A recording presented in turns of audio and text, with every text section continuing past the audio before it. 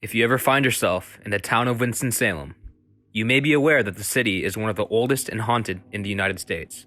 The haunted phenomena this town has seen is a confrontation between its tenets of the living and the dead.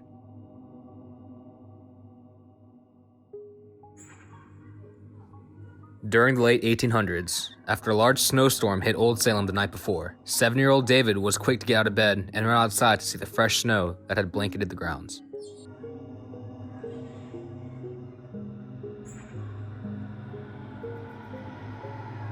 Standing at the corner of Bank and Church Street, David set his sled on the ground and boarded in preparation to ride down the hill.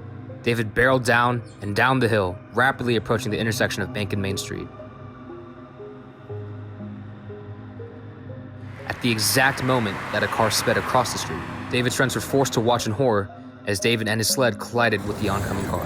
As the years passed since David's horrific death, individuals who walk the stretch between Church and Main have often recounted feeling an unsettling chill upon passing the very spot where David had passed.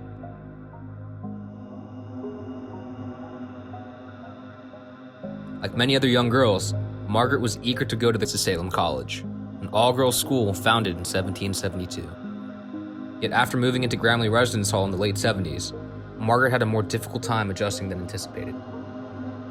Margaret quickly began to feel homesick and was struggling to make friends with the girls who lived around her. She quickly fell into a deep depression. Margaret's breaking point was the result of a failed test.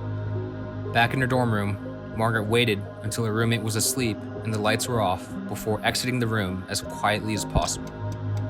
She walked up the stairs to the third floor of the building, using the strap she had taken from her roommate's bathrobe, and hung herself from the rafter of the ceiling. On various nights throughout the last few decades, students residing in Gramley have heard the sounds of a heavy crate being dragged across the floorboards above them. The Salem Cemetery is known to be the most haunted in Winston-Salem. Late at night, several decades ago, a group of teenagers went to drink and party with their friends. They settled themselves under an oak tree, the grave of Stanley Smith.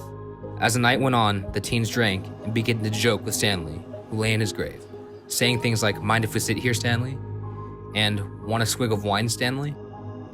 The next day, one of the group members from the party, Cindy, sat in her bed doing homework. She began to experience strange things at home. Glasses shattered, doors swung open.